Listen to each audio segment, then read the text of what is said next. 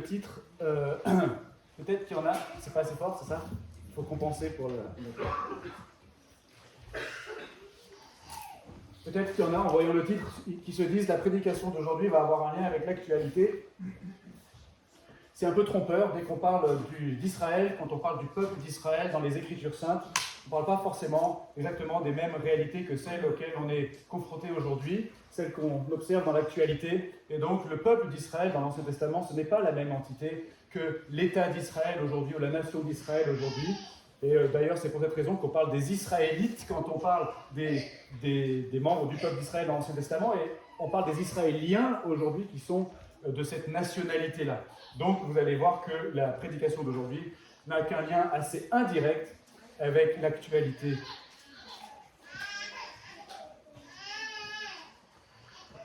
Et la question que je veux poser pour commencer, c'est la suivante, c'est une question qui nous concerne chacun. Est-ce que Dieu se soucie vraiment de mes souffrances ? Il y a plein de raisons pour lesquelles on peut avoir tendance à penser que Dieu ne se préoccupe pas tant que ça de nous quand on traverse des difficultés. On peut supposer par exemple que Dieu est beaucoup trop occupé pour ça. Si Dieu existe, il doit être très pris à gérer l'univers qu'il a créé, à contrôler la tectonique des plaques, à gouverner la météo par exemple. Sans parler des terribles conflits géopolitiques qui déchirent l'humanité un peu partout dans le monde. Voilà ce qui doit vraiment préoccuper Dieu. Il n'a pas le temps pour mes petits malheurs à moi. Ou bien on peut avoir du mal à penser que Dieu se soucie de nos souffrances, tout simplement parce qu'on ne le voit pas. On ne voit pas Dieu s'occuper de nous. On ne ressent pas son amour. Nos prières semblent rester sans réponse. On dirait bien qu'on ne compte pas beaucoup pour lui.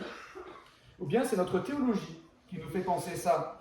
Puisqu'on a une très très bonne doctrine de Dieu, nous, à l'Église réformée évangélique, on sait que Dieu est par nature impassible. C'est un de ses attributs, l'impassibilité, c'est-à-dire que rien ni personne ne peut avoir d'effet sur lui. Dieu n'est jamais sujet à quoi que ce soit. Sinon, il ne serait pas Dieu. Ça veut bien dire que rien ne peut lui causer des émotions. Donc, nos souffrances ne le touchent pas. C'est bien ça ? Ou bien parfois, on pense que Dieu ne se soucie pas vraiment de nos difficultés parce qu'on se dit qu'on ne mérite pas que Dieu s'en soucie.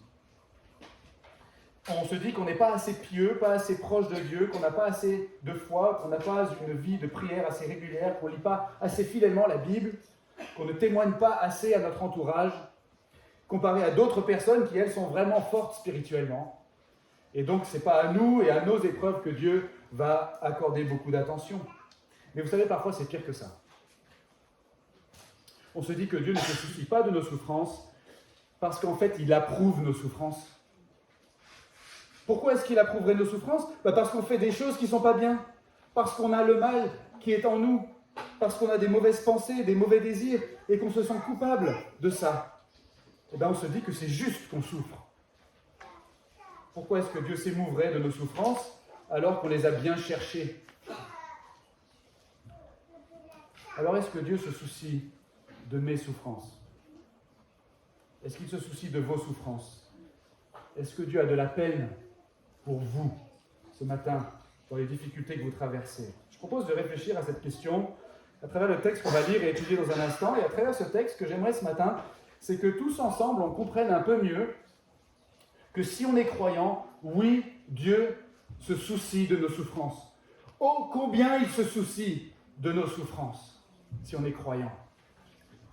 En fait, j'aimerais qu'on comprenne un peu mieux à quel point Dieu se préoccupe réellement de nous si on est croyant. Et pour ça, on va voir une histoire un peu particulière où les Israélites, vous allez voir, vont justement tout faire pour être définitivement rejetés par Dieu.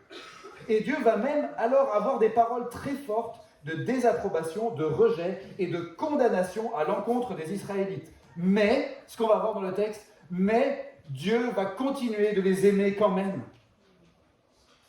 Et ça, c'est pour nous montrer un truc super important sur Dieu. C'est qu'il y a des gens que Dieu aime, même quand il n'y a rien d'aimable en eux.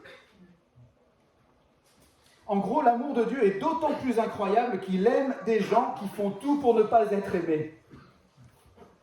Et ça, à son tour, c'est pour nous montrer que si on est croyant ce matin, Dieu a une miséricorde pour nous qui est ancrée dans autre chose que nous. Dieu a une miséricorde pour nous qui est ancrée dans autre chose que nous. Si Dieu continue d'aimer des gens et de se soucier de gens qui n'ont clairement rien d'aimable en eux, et même au contraire qui font tout pour être détestés, alors ça veut dire que ce n'est pas ce que nous on pense, ou ce qu'on fait, ou ce qu'on ne fait pas, qui pourrait avoir la moindre influence sur le souci que Dieu va avoir ou non de nous et de nos souffrances. Et ça, c'est ultra rassurant en fait. Et le but du texte qu'on va lire dans un instant, c'est de nous montrer que Dieu est incroyablement miséricordieux envers les croyants, qu'il se soucie personnellement et perpétuellement de nos souffrances, précisément parce que sa miséricorde ne dépend pas de nous ou de quoi que ce soit qu'on pourrait faire, dire ou penser. Alors on va lire la suite du livre des Juges, là où on s'était arrêté la semaine dernière. Les Juges, c'est le titre d'une des sections de l'Ancien Testament, qui est la partie de la Bible qui a été écrite avant l'époque de Jésus. On est en train d'étudier ce livre qui s'appelle le livre des Juges. Et le livre des Juges nous rapporte des événements de l'histoire d'Israël qui se sont passés plus de 1000 ans avant Jésus-Christ. Et vous allez voir dans ce texte 3 choses. D'abord, le peuple d'Israël qui s'enfonce encore plus bas dans sa déchéance et dans sa rébellion contre Dieu. Ensuite, des paroles très, très dures, mais très, très justes de la part de Dieu qui condamne sans ménagement les Israélites. Mais enfin, une affirmation très étonnante, en contraste absolu avec tout ce qui précède, qui concerne la disposition du cœur de Dieu envers les Israélites. Sans plus tarder, lisons le livre des Juges au chapitre 10. Après Abimélec, Tola, fils de Poua, fils de Dodo, homme d'Issachar, se leva pour sauver Israël. Il habitait à Shamir, dans les monts d'Éphraïm. Il fut juge en Israël pendant 23 ans, puis il mourut et fut enseveli à Shamir. Après lui, se leva Yaïr, le Galadite, qui fut juge en Israël pendant 22 ans. Il avait 30 fils qui montaient sur 30 ânons et qui possédaient 30 villes, appelées encore aujourd'hui bourgs de Yaïr, et situées dans le pays de Galad. Et Yaïr mourut et fut enseveli à Camon. Les Israélites firent encore ce qui est mal aux yeux de l'Éternel. Ils rendirent un culte aux Baal et aux Astartés, les dieux de Syrie, les dieux de Sidon, les dieux de Moab, les dieux des Ammonites et les dieux des Philistins. Ils abandonnèrent l'Éternel et ne le servirent plus.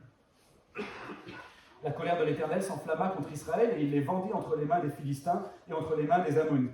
Ils malmenèrent et maltraitèrent les Israélites cette année-là, et pendant 18 ans, tous les Israélites qui étaient en Transjordanie, dans le pays des Amoréens, en Galade.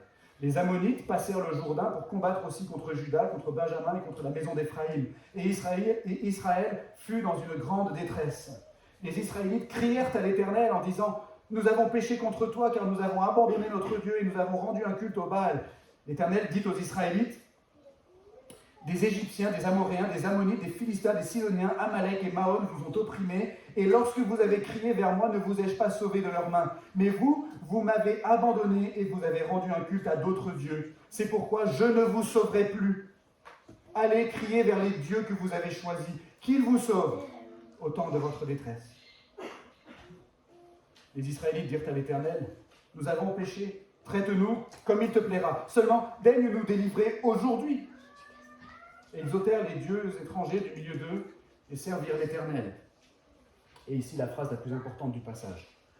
L'Éternel qui fut touché des maux d'Israël, les mots M-A-U-X, mal au pluriel. Les Ammonites se groupèrent et campèrent en Galade, et les Israélites se rassemblèrent et campèrent à Mitzpah. Le peuple et les princes de Galade se dirent les uns aux autres, quel est l'homme qui commencera l'attaque contre les Ammonites ? Il sera chef de tous les habitants de Galade. On va s'arrêter là pour la lecture de ce texte. Je vais prier avant de regarder tout ça dans le détail. Seigneur notre Dieu, merci beaucoup pour ta parole. Utilise-la maintenant, s'il te plaît, pour nous instruire, parce que nous avons besoin d'être instruits, nous avons besoin d'être éclairés, nous avons besoin de grandir dans notre connaissance de qui tu es, de ce que tu fais pour nous et de ce que tu promets de faire pour nous. Daigne nous accorder maintenant l'aide de ton Saint-Esprit, s'il te plaît, pour ouvrir nos cœurs, notre intelligence à ce que tu veux nous dire. Nous t'en prions au nom de Jésus. Amen. Alors vous voyez, si on est croyant, Dieu a une miséricorde pour nous qui est ancrée dans autre chose que nous. Prenons les choses dans l'ordre. D'abord, l'affront ultime d'Israël. La première chose que ce texte veut nous communiquer, au verset 1 à 6, c'est vraiment un sentiment d'indignation et d'horreur devant le comportement des Israélites. Et bien sûr, leur comportement doit nous faire réfléchir à notre comportement. Alors la semaine dernière, on a longuement parlé de ce personnage appelé Abimélec. Un Israélite qui a causé beaucoup de tort à Israël.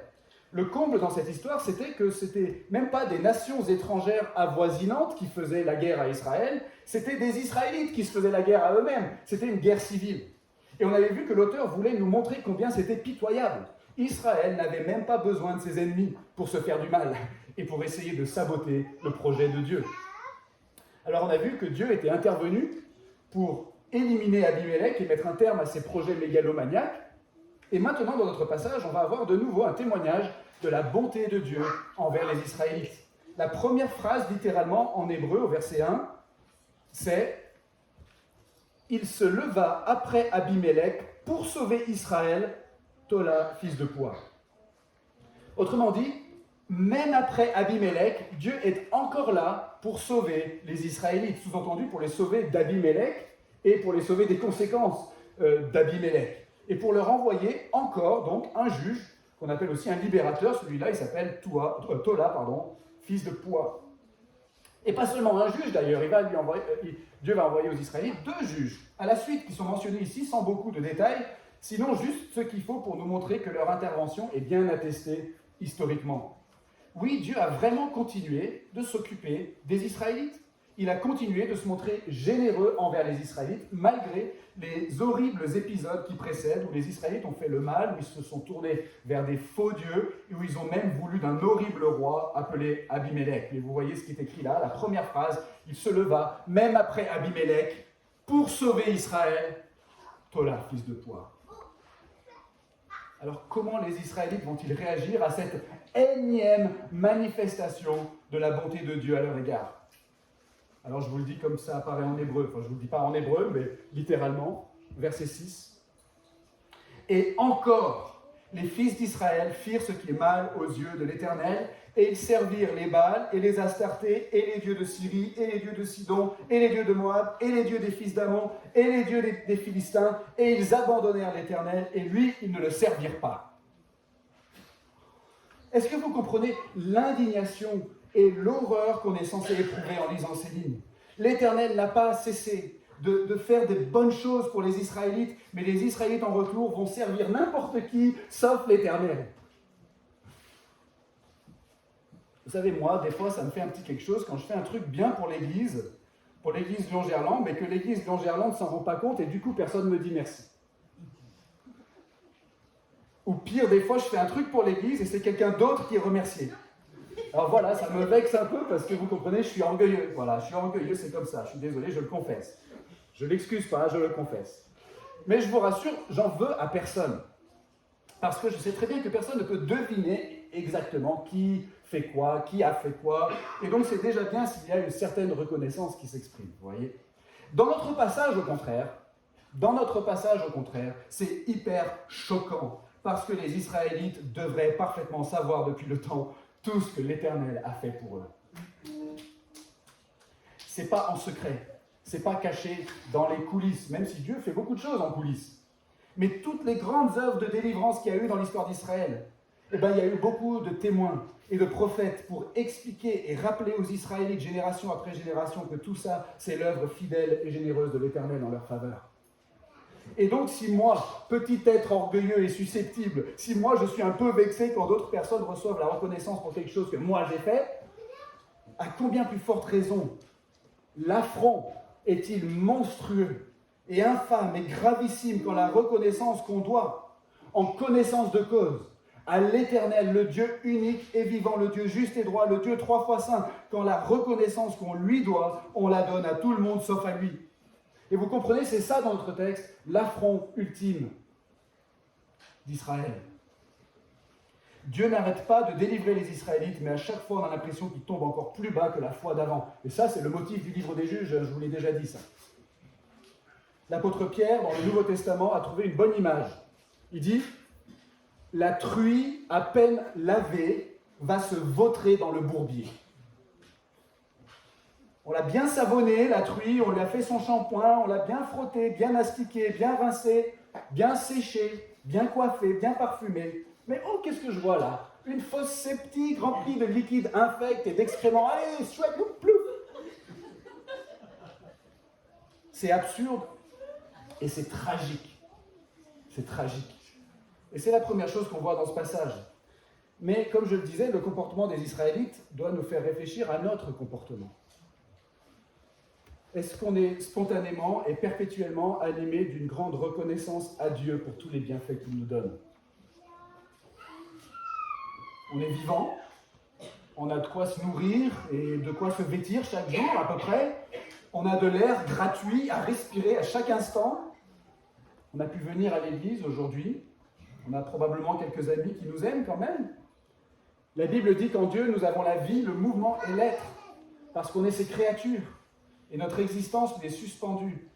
Mais est-ce qu'on sert Dieu vraiment à la hauteur de ce que lui a fait pour nous et à la hauteur de ce qu'il continue de faire pour nous? Ou bien est-ce qu'on est prompt à nous tourner vers des idoles, vers des faux dieux, vers des possessions, des projets ou des personnes auxquelles on préfère s'attacher plutôt qu'à Dieu? Eh bien, c'est parce que, en fait, on est fait de la même pâte que les Israélites dans notre passage. On a la même nature, une nature dite pécheresse en théologie, c'est-à-dire une nature qui est infectée par le mal. Et donc, malgré tout ce que Dieu fait pour nous, il y a quand même quelque chose en nous qui nous incite à le rejeter. Et ça, c'est le début d'une mauvaise nouvelle pour nous. Mais on a besoin de passer par là pour bien comprendre ce que ce passage nous enseigne sur la miséricorde incroyable de Dieu envers les croyants, et on va y venir dans un instant. Mais avant ça, il y a la suite de la mauvaise nouvelle. La suite de la mauvaise nouvelle, c'est le deuxième point. Après l'affront ultime d'Israël, il y a maintenant le châtiment ultime de Dieu. Et la deuxième chose que ce passage veut nous faire comprendre, versets 7 à 14 maintenant, c'est que Dieu est patient, mais pas indéfiniment. Et que l'infidélité à Dieu attirera toujours en fin de compte son juste châtiment. Et ça aussi, c'est très important à comprendre avant de voir ce que le texte nous dit sur la miséricorde de Dieu. Alors, qu'est-ce qu'on a dans le texte maintenant? Après la réponse d'Israël au bienfait de Dieu, une réponse pour le moins insultante, on l'a vu. Maintenant, on a la réponse de l'Éternel à la réponse des Israélites, ou la réponse de l'Éternel à l'affront terrible des Israélites. Et cette réponse de l'Éternel, elle doit nous faire froid dans le dos. Elle doit nous faire peur, parce que la réponse de Dieu dans ce texte est terrible. D'abord, Dieu livre les Israélites entre les mains de leurs ennemis, versets 7 à 9. Pour l'instant, ça, c'est rien de nouveau. Dieu avait dit, il avait prévenu qu'il se servirait des nations environnantes pour exercer sa discipline divine, paternelle, bienveillante envers son peuple, dans le but de le ramener à son bon sens et de le ramener sur le chemin de la justice et de la vérité. Ok, donc c'est pas nouveau ça. Mais cette fois, dans notre texte, ça va aller plus loin. Le peuple d'Israël, une fois opprimé par ses ennemis, se trouve dans une grande détresse, verset 9. Il se met à crier à l'Éternel, verset 10. Et on est habitué à ce motif-là aussi dans le livre des Juges. Et normalement, maintenant, une fois que les Israélites se mettent à crier à Dieu, normalement, maintenant, Dieu, il va intervenir d'une manière ou d'une autre pour secourir son peuple. La dernière fois, on avait déjà été un peu surpris, parce qu'au lieu de susciter tout de suite un juge, un libérateur, Dieu avait suscité un prophète pour adresser un message à son peuple. Mais il avait quand même suscité ensuite un libérateur, un juge, appelé Gédéon. Mais là, maintenant, qu'est-ce qui se passe? Les Israélites crient à l'Éternel, et l'Éternel leur dit, « Maintenant, ça suffit. Est-ce que je ne vous ai pas sauvé à de maintes reprises dans votre histoire, de plein d'ennemis différents? À chaque fois, ils vous ont opprimé, vous avez crié vers moi, et je vous ai délivré, c'est pas vrai? Mais qu'est-ce que vous avez fait après? Vous m'avez rejeté encore et encore. Eh bien là, c'est terminé.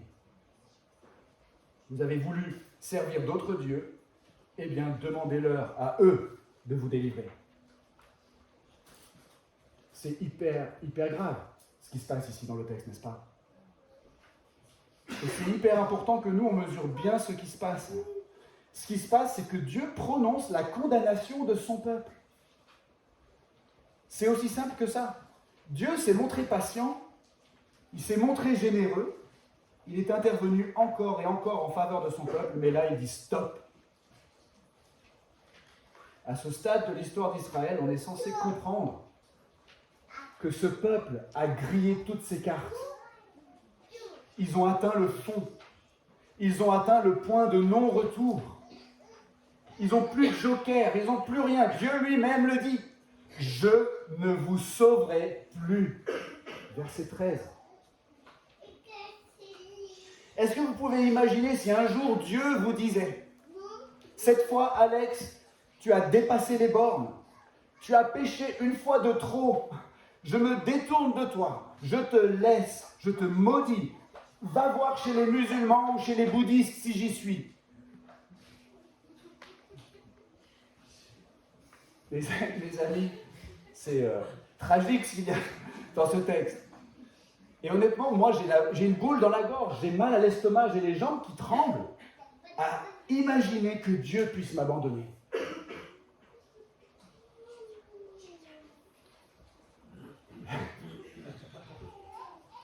Je crois qu'il faut qu'un ancien intervienne et recadre. Ça, c'était une allusion à la prédication de la semaine dernière. Ce qui se passe dans notre passage est effroyable. Mais ce qui se passe dans notre passage ne devrait pas nous surprendre. Est-ce qu'on pensait que la patience de Dieu était infinie? C'est-à-dire qu'elle n'aurait jamais de fin? Vous savez, le principe même de la patience, par définition, c'est de retarder, de repousser, de différer quelque chose qui doit arriver. Mais ce truc-là, qu'on repousse, il doit arriver quand même à un moment donné. Moi, je suis patient envers mes enfants si je ne les punis pas tout de suite à la première bêtise. Je suis patient si je les avertis. Et si je leur donne une deuxième, une troisième, une 15e chance avant de les punir. Je suis patient si la première punition est légère. Et si la deuxième est légère. Et si la 15e punition est encore légère. Je suis patient. Je suis patient si les punitions augmentent doucement en intensité. Je suis patient si pendant tout ce temps-là, je ne confisque pas tous leurs jouets et si je ne les prive pas de dessert pendant 6 mois. Mais si, après tout ça, leur comportement a empiré, et s'ils se fichent complètement de moi, et s'ils envoient balader toutes mes tentatives de les raisonner et de les ramener dans le droit chemin, eh bien, à un moment donné, quand la justice finit par être strictement exercée, on ne pourra pas dire que c'est contraire à ma patience. Vous comprenez ? Voici ce que Dieu avait déclaré au peuple d'Israël à travers Moïse bien des générations auparavant, quand Dieu avait délivré les Israélites de l'esclavage en Égypte et qu'il avait averti son peuple par rapport à la tentation qu'ils auraient de suivre d'autres dieux. L'Éternel dira, alors, une fois qu'ils auront suivi les autres dieux, l'Éternel dira, où sont leurs dieux, au pluriel, où sont leurs dieux? Le rocher qui leur servait de refuge, ces dieux qui mangeaient la graisse de leurs sacrifices, qui buvaient le vin de leur libation. Qu'ils se lèvent, qu'ils vous secourent, que ce soit pour vous une protection. Dieu avait prévenu par rapport à ce qu'il ferait. Et ça, c'était bien des générations avant. Dans notre passage, Dieu est simplement en train de faire ce qu'il a dit qu'il ferait et qu'il a longtemps patienté avant de faire. Dieu n'a jamais dit qu'il serait un distributeur automatique de pardon, qu'il suffisait d'actionner en mettant quelques pièces de pénitence dans la fente, ni même beaucoup de pièces de pénitence. Dieu est patient, oui, mais il est juste.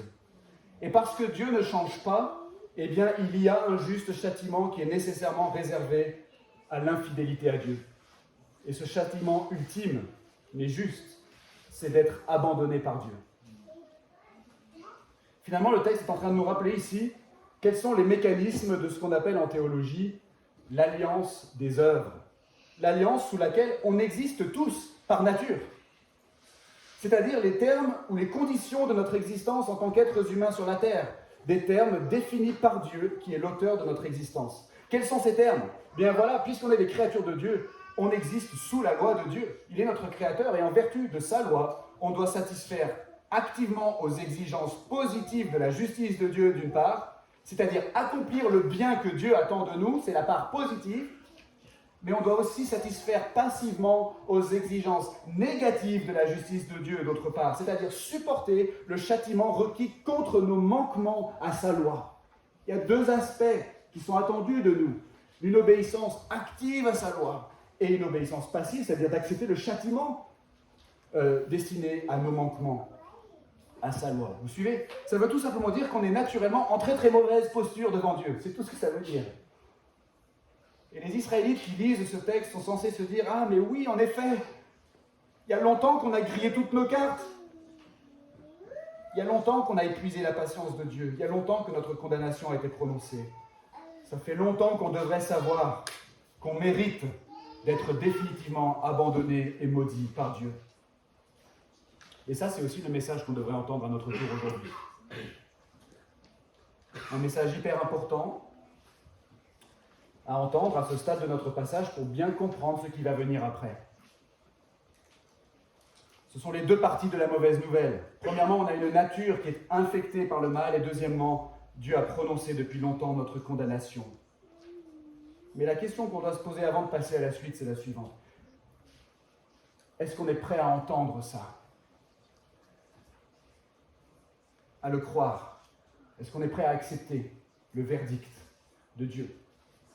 Est-ce qu'on plaide coupable ce matin en reconnaissant qu'on n'arrive pas à produire par nous-mêmes suffisamment d'œuvres de pénitence ou des œuvres de pénitence d'une qualité suffisante ou des cris à l'Éternel suffisamment efficaces, suffisamment sincères pour éradiquer de notre cœur notre propension à nous détourner de Dieu et à suivre des faux dieux. Et moi j'espère qu'à ce stade du texte et de ma prédication, vous reconnaissez, comme moi, que vous êtes incapables de produire par vous-même quoi que ce soit qui puisse prolonger à l'infini la patience de Dieu, ou capable d'annuler ou d'inverser la condamnation et la malédiction que Dieu prononce sur notre vie selon sa justice. Parce que c'est seulement dans cette posture de celui qui plaide coupable, c'est seulement dans cette posture que vous pourrez comprendre ce qu'il y a d'absolument merveilleux et de bouleversant dans notre passage. Si ce matin vous vous demandez si Dieu se soucie de vos souffrances, attendez la suite et regardons ce qui se passe. Troisièmement, l'assurance ultime des croyants. Ce que j'aimerais qu'on voit maintenant pour terminer, c'est qu'il y a de l'espoir quand même. Il y a de l'espoir, il y a plus que de l'espoir.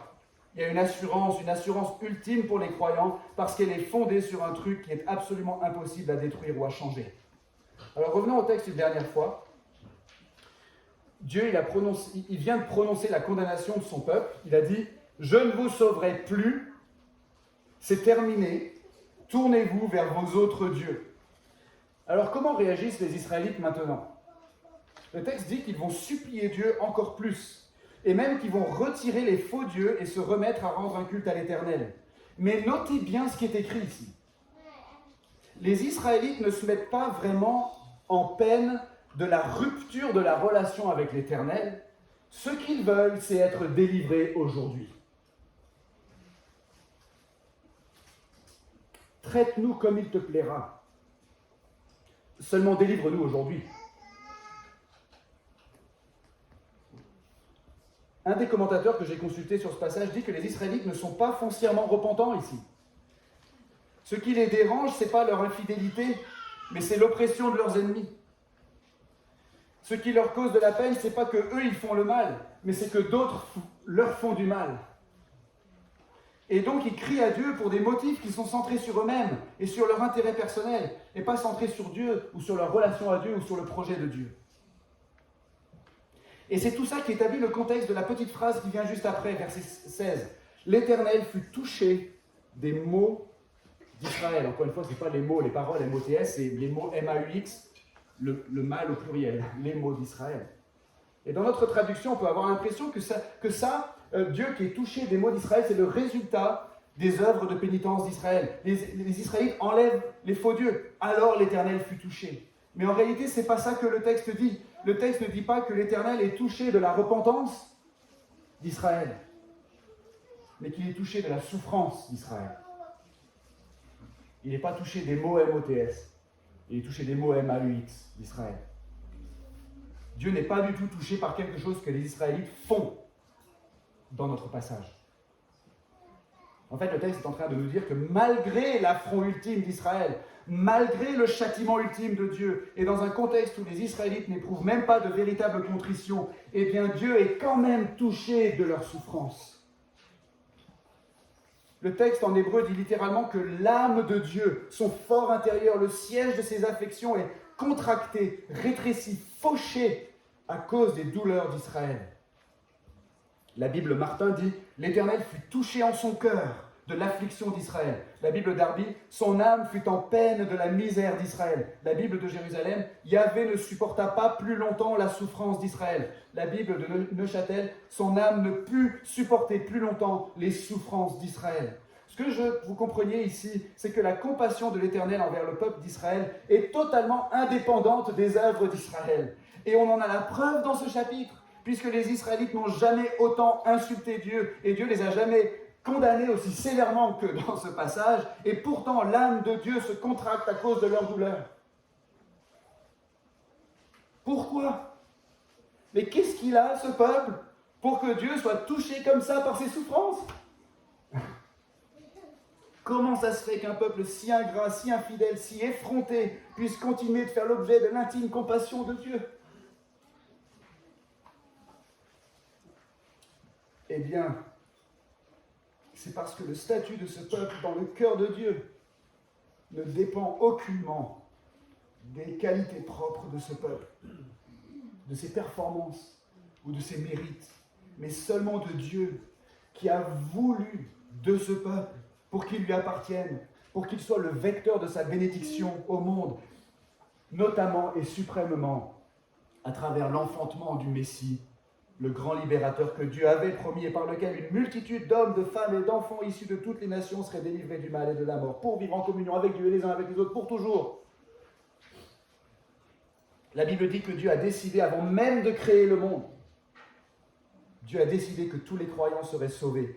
Et je vais encore faire référence à un petit peu de théologie, mais c'est important pour comprendre ce qui se passe ici. Il y a eu une sorte d'accord qui a été conclu en Dieu, entre le Père, le Fils et le Saint-Esprit, avant même la création du monde, dans l'éternité. Un accord qui visait à réaliser le salut des croyants.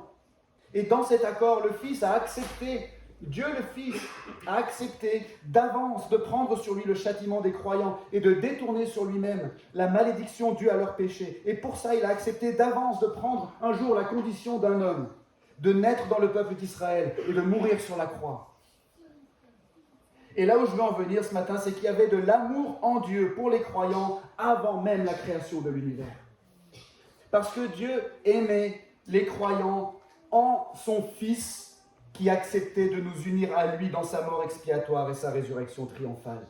Alors ce sont des mots un peu compliqués que j'utilise ici, mais tout ce que je veux que vous compreniez, c'est que si Dieu est touché des souffrances d'Israël dans notre texte, c'est parce que Dieu aime les croyants de toute éternité en son Fils, et que son Fils, le Seigneur Jésus-Christ, n'est pas encore issu d'Israël à ce stade de l'histoire.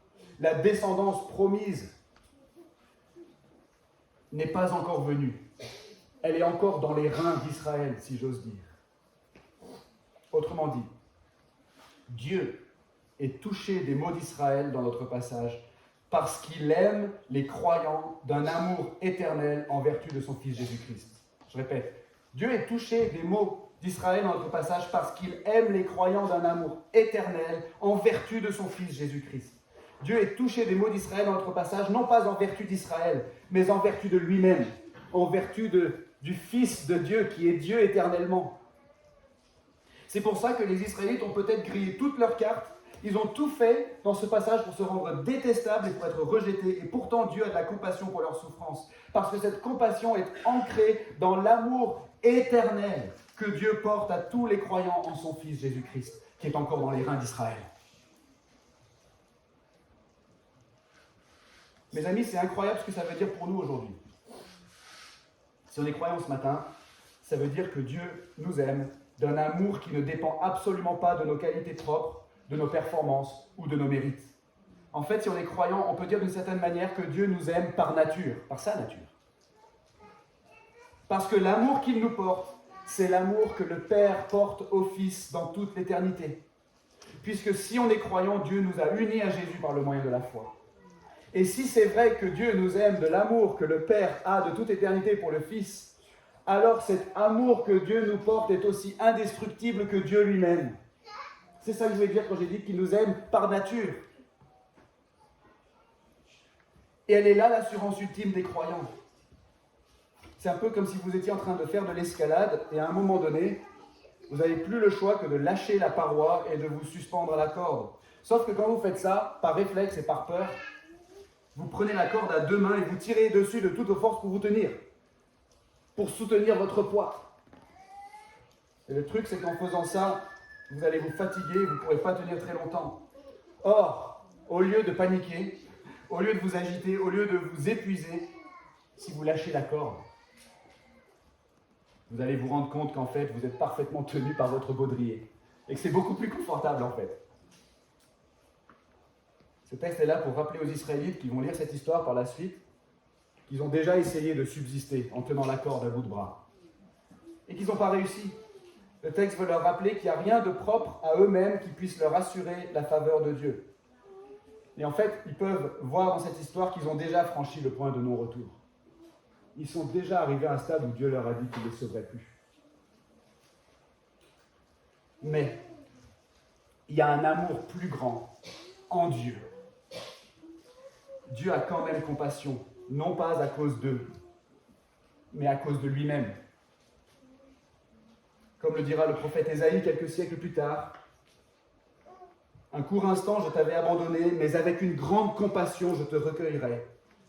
Dans un débordement d'indignation, je t'avais un instant dérobé ma face, mais avec un amour éternel, j'aurai compassion de toi, dit ton Rédempteur, l'Éternel. » Ça, c'était dans les lectures de ce mois-ci, dans le livre d'Ésaïe, pour tous ceux qui suivent le programme de lecture. Et donc, le lecteur est placé dans cette attente à la fin du chapitre. Quel est l'homme qui commencera l'attaque contre nos ennemis, au verset 18 ? Dieu va sûrement faire quelque chose dans sa grande compassion devant nos souffrances. Il va faire quelque chose par amour pour les croyants. C'est la question que se pose le lecteur à la fin du chapitre 10.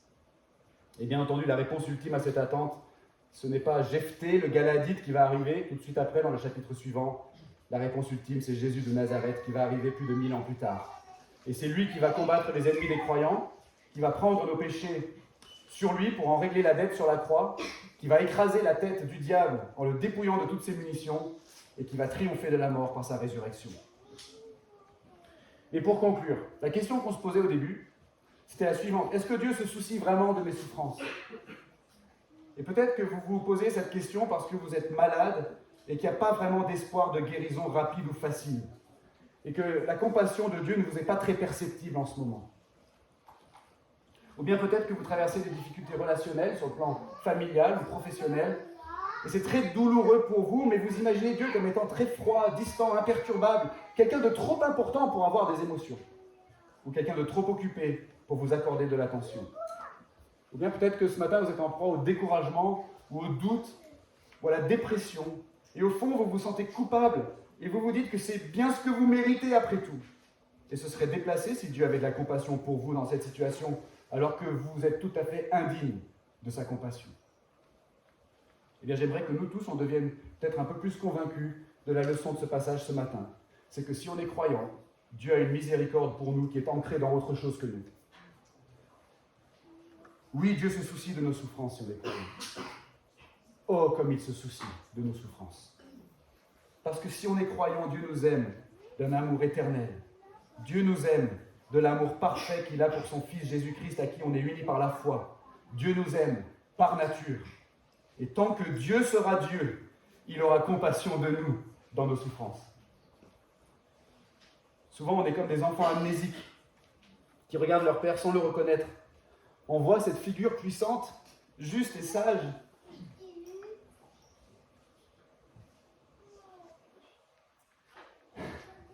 Et il y a quelque chose en nous qui nous fait désirer sa faveur, sa compassion, son amour. Mais on ne sait pas trop quoi faire pour l'obtenir.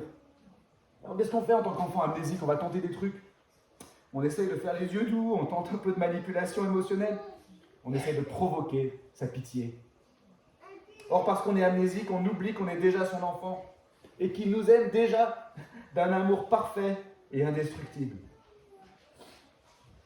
Lui, il n'est pas amnésique. Et il nous dit, arrête de gesticuler comme si tu pouvais avoir la moindre influence sur mon amour et ma compassion pour toi. Regarde plutôt ton certificat de naissance. Je suis ton père, il n'y a pas d'allusion à Star Wars ici. Je suis ton père et je t'aime depuis toute l'éternité. Et je veux simplement terminer avec ça. Il n'y a qu'une seule question à se poser finalement, pour savoir si Dieu se soucie vraiment de nos souffrances. Cette question, c'est la suivante. Est-ce que ma foi est en Jésus? On en revient toujours à Jésus. Est-ce que je me repose en lui? Est-ce que Jésus est tout pour moi? Si oui, alors ça veut dire que je suis un enfant de Dieu. Ça veut dire que Dieu se soucie personnellement et perpétuellement de toutes mes souffrances, aussi certainement que le Père aime le Fils. Amen.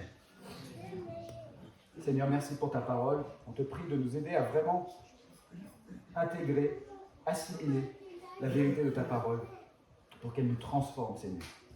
Nous te demandons humblement au nom de Jésus. Amen.